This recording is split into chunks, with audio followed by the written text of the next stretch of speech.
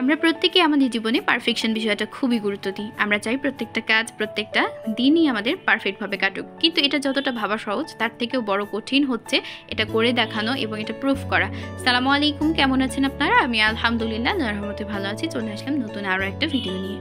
প্রত্যেকটা রাতে আমি ভেবে রাখি যে পরের দিন সকাল থেকে উঠে আমি একদম ভালো হয়ে যাব আর পারফেক্ট সব কাজকর্ম করব এবং পড়ে ফাটায় ফেলবো। লজ্জার বিষয় এটাই হচ্ছে আমি পড়তেই বসি না, দেখা যায় পরের দিন কিছুই করার নেই।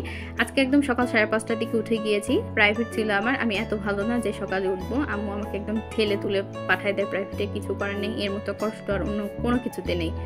বাসায় আসার পরপর আমার কী যে হয়েছে, একদম ক্ষুধা লেগে গেছে। আমি একদম খেতে বসে গিয়েছি। খাওয়ার পর আমি বেলকুনিতে গিয়ে দেখতেছিলাম যে আমার পুরো বেলকুনি পুরতুলিকা ফুল দিয়ে একদম ভরে গিয়েছে।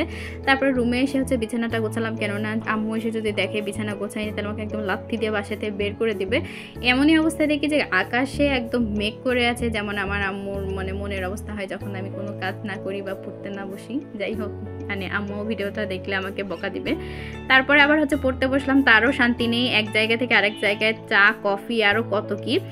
পড়তে পড়তে আবার দেখলাম যে আম্মু আমার জন্য স্যাভের ডিসকোন ওইটা এনেছে, যেটা আমি অলরেডি ভিডিও আপলোড করেছি। আবার এই চশমাটাও এনেছে, এটার ভিডিও আপলোড করেছি।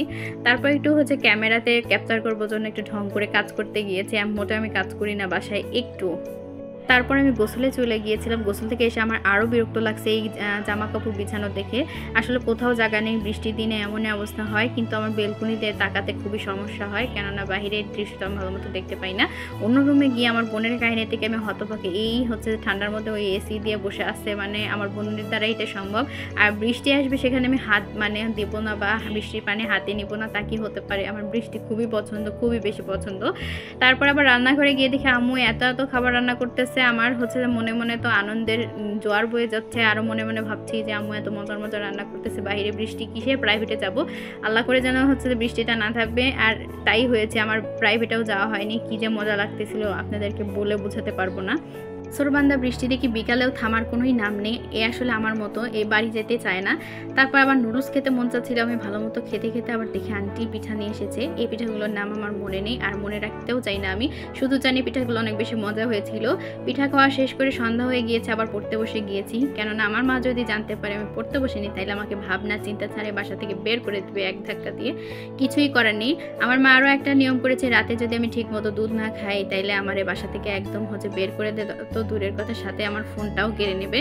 তাই একদম নিয়ে এসে 1 গ্লাস দুধ নিয়ে এসে ঢং করতেছে এখানে। কি বলবো, আর কিছুই বলার নেই। আসলে প্রত্যেকটা দিন আমরা যতটা ভাবি যে পারফেক্টভাবে কাটাবো, আসলে কাটানো যায় না।